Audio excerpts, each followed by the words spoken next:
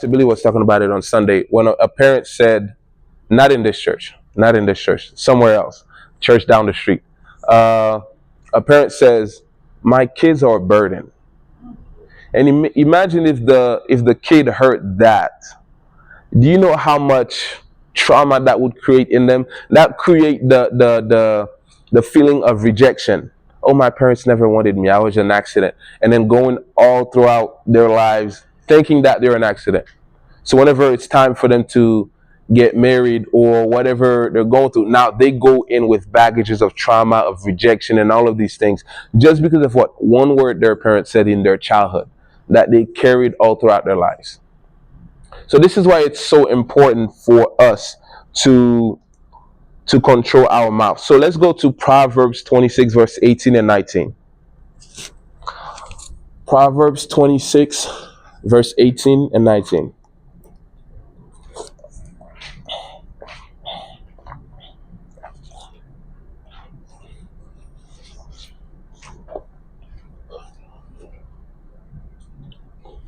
Anyone got it?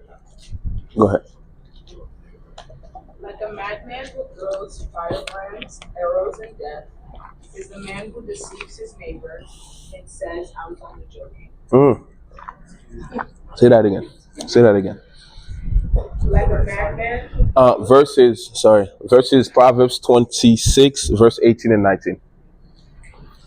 like a madman who throws firebrands, arrows, and death Mm-hmm. is the man who deceives his neighbor and says, I was only joking. Wow. Wow. Yeah. Please go ahead. Okay, the message version says, people who shrug off deliberate deception saying I didn't mean it, I was only joking, are worse than careless campers who walk away from smoldering campfires. Mm. The message version hits. Can you read it one more time, a little bit louder? Because I want all of us to hear it. People who shrug off deliberate deception saying I didn't mean it, I was only joking, are worse than careless campers who walk away from smoldering campfires. Mm. Mm. So if you, for example, if you say to someone, "I like you," just kidding, just kidding. Do you know how much that would hurt the person? Like the person is already excited, and then boom, you just brought them all the way down. That's tough. You see how much effect, you see how much impact our mouth, the death that can bring into somebody else's life. Just because we said something, just like the proverb says, if you say something and they say, "Oh, I was only joking," just like sometimes when we talk to our friends and then we're like this and this and that, I was just, you insult them and then you cover it up with, "I was just kidding."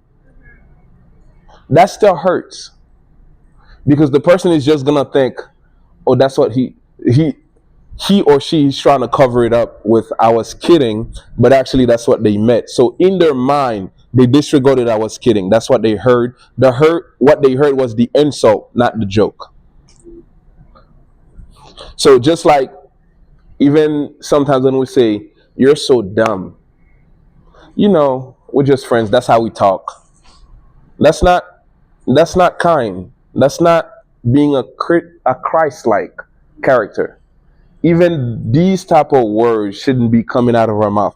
The Bible says in Ephesians, I believe, let everything that you say be for the edifying of the hearer, for the edifying of the hearer. So if it's not edifying somebody else, if it's bringing death, if it's bringing corruption into somebody else's soul, don't even say it, even if it's for a joke. Sometimes we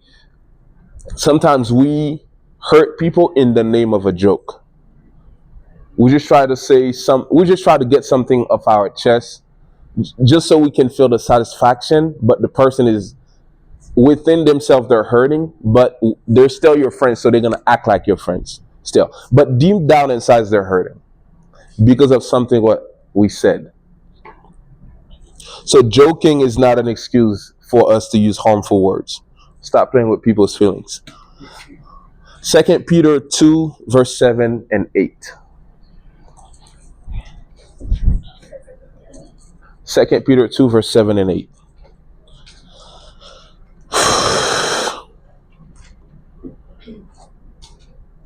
Who? 2 Peter 2. Who got it? Okay. Read it slowly. Because I want to... 7 and 8.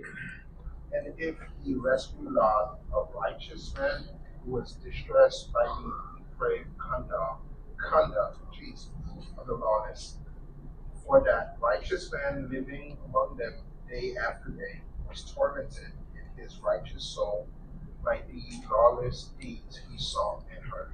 By the lawless deeds he saw, the eye gate, and what? He heard. So his soul... This is Lot in the story of Abraham, and Lot was in Sodom and Gomorrah, and then the Bible says if God can rescue him, He can rescue the righteous, and it says Lot was tormented. His righteous soul was tormented, even though he was righteous in his soul. His soul was also tormented by the lawless deeds, the things that the people in Sodom and Gomorrah were doing, and also the things that he saw, and also the things that he heard. So what someone hear can bring great torment into their soul. That's why it should be very important for us as Christians to control our tongue. Even the term "speaking my mind" is not biblical. Speaking your mind is not everything that comes in your mind should come out of your mouth. Not everything you think should be spoken out. I'll give you an example. Peter, not you. Jesus he looked very suspicious.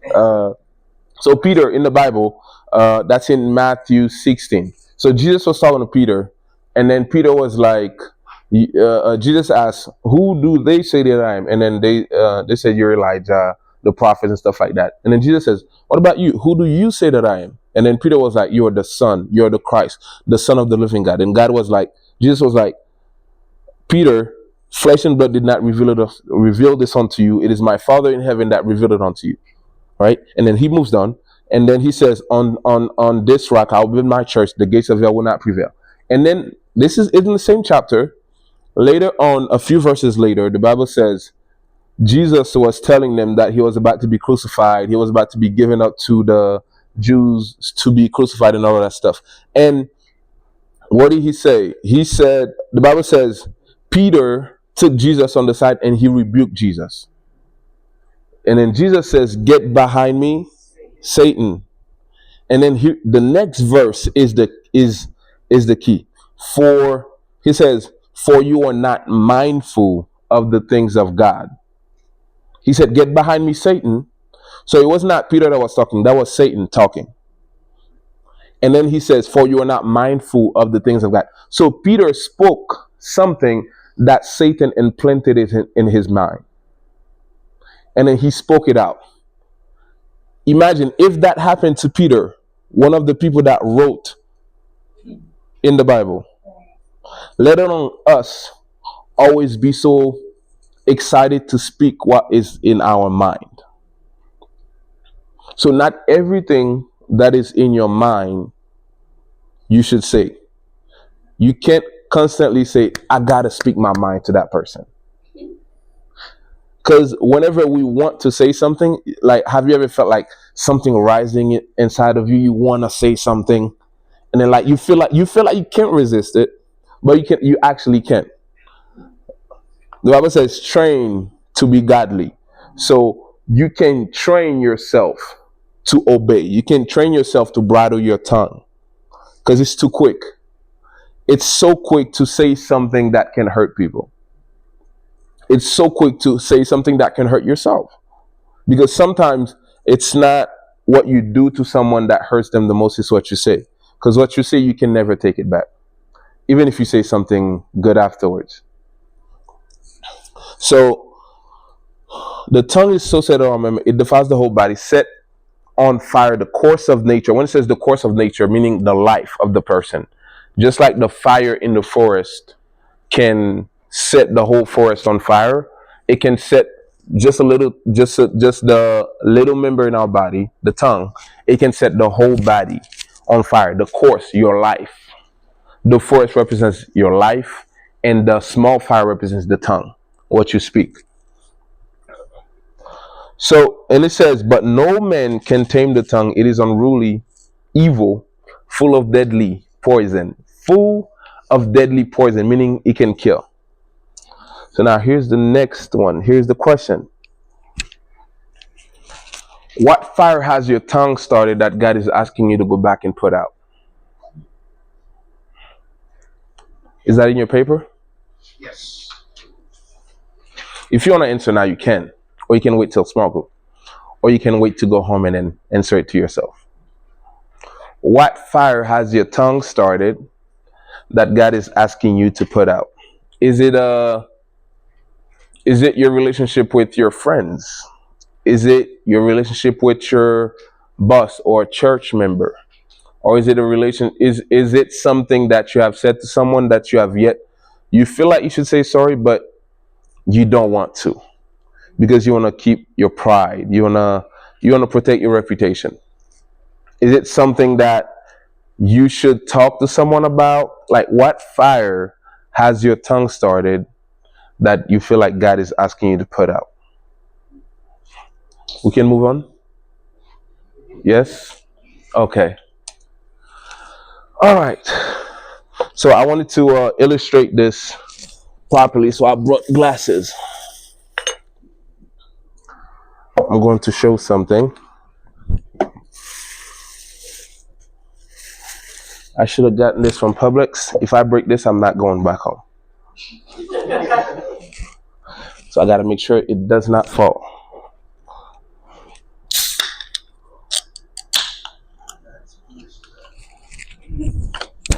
Uh-oh. Okay. So,